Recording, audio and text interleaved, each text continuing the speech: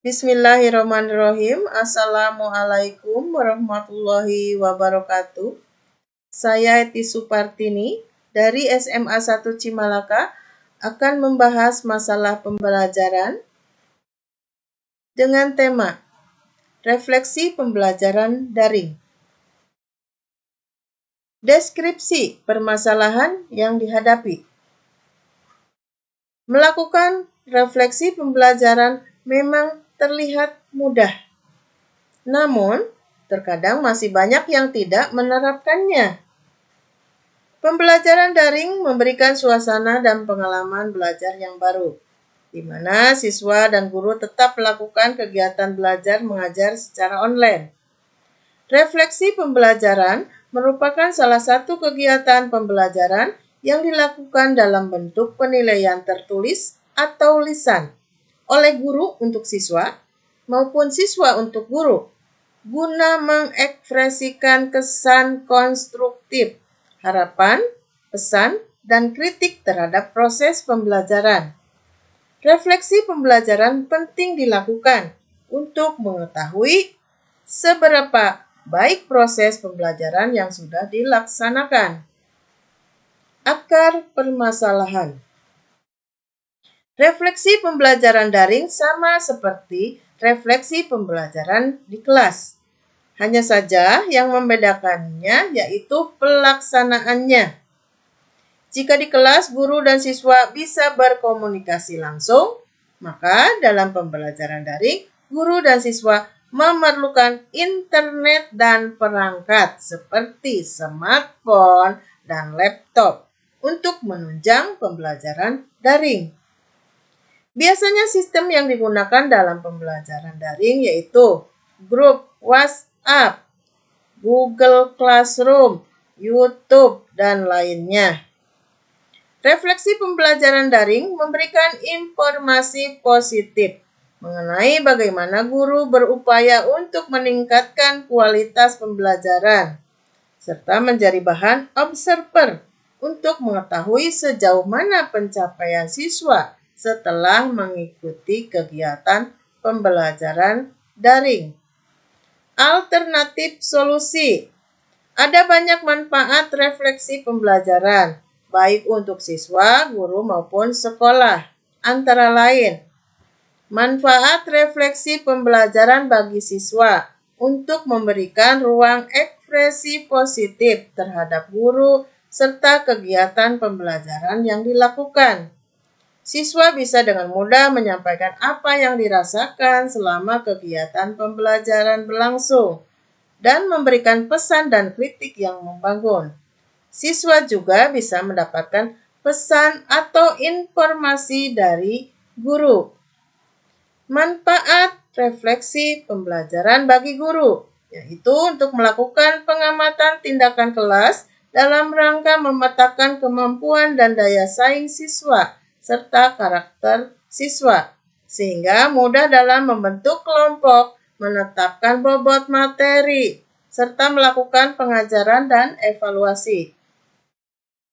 Selain itu, guru juga bisa melakukan peninjauan yang berguna untuk menggambarkan kondisi setiap kelas, agar potensi setiap siswa bisa dilihat dan ditingkatkan. Hal ini juga bisa digunakan untuk meningkatkan kegiatan evaluasi berjenjang.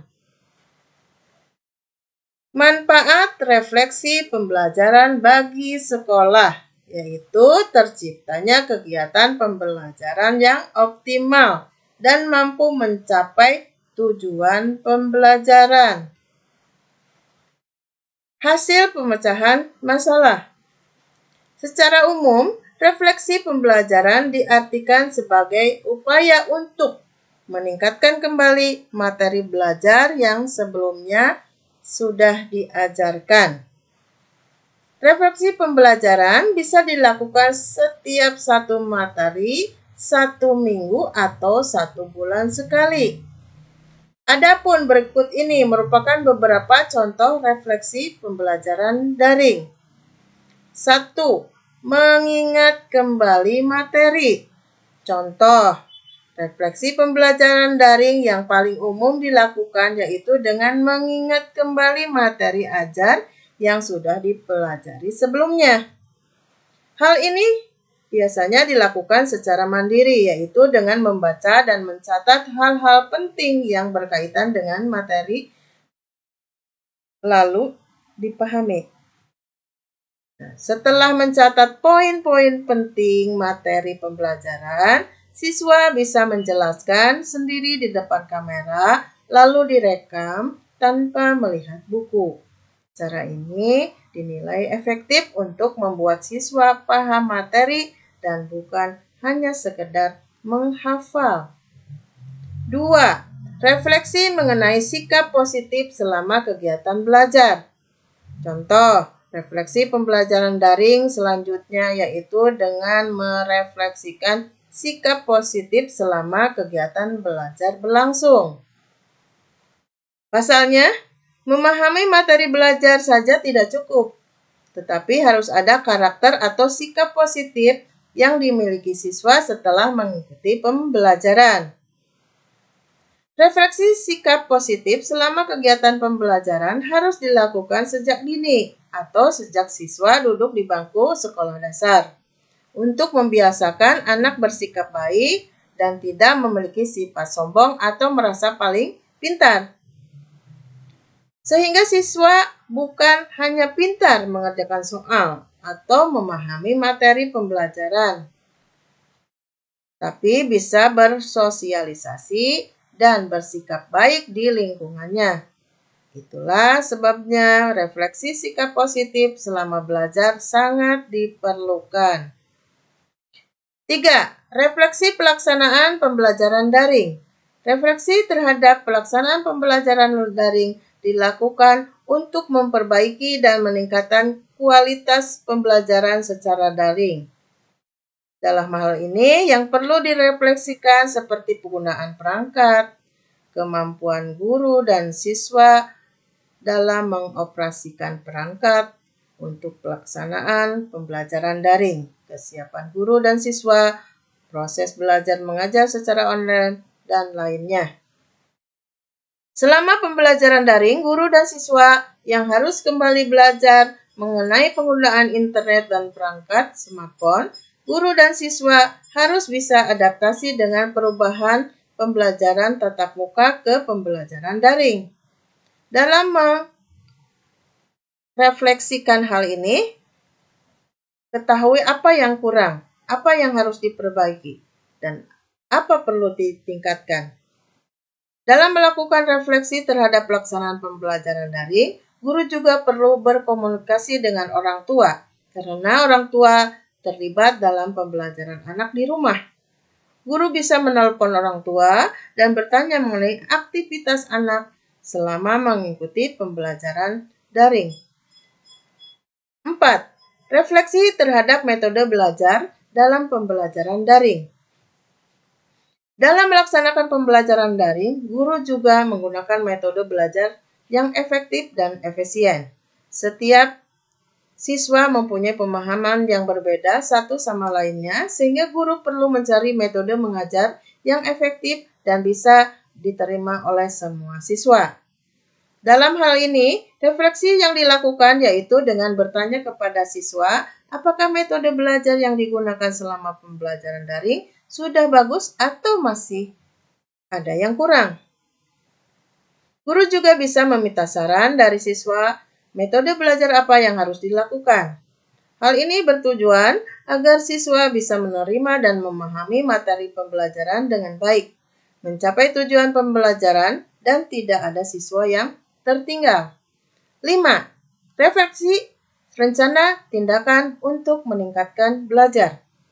Salah satu tujuan melakukan refleksi pembelajaran yaitu untuk meningkatkan kualitas kegiatan pembelajaran, namun hal ini tidak tercapai apabila tidak ada rencana tindakan untuk meningkatkannya.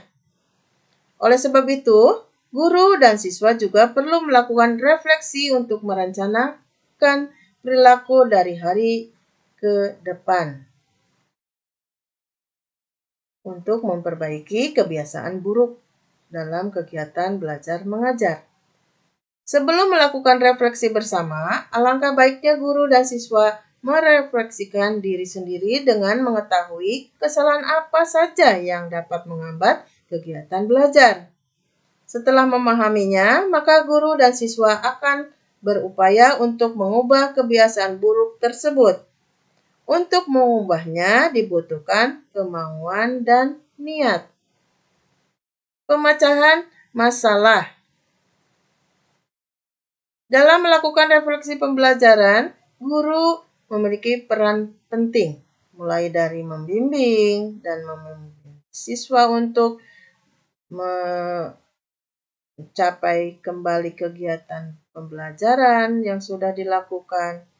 Setidaknya terdapat 3 langkah memulai refleksi pembelajaran, yaitu pertama, lakukan secara berkelompok.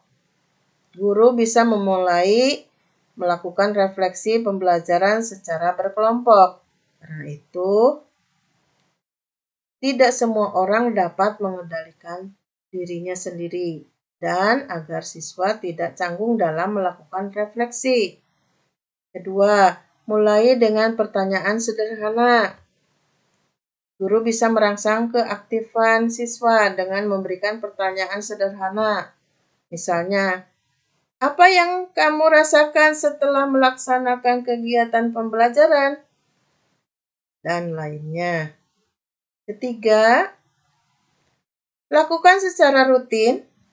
Semakin sering melakukan refleksi pembelajaran, maka akan semakin baik dan membantu meningkatkan kualitas pembelajaran.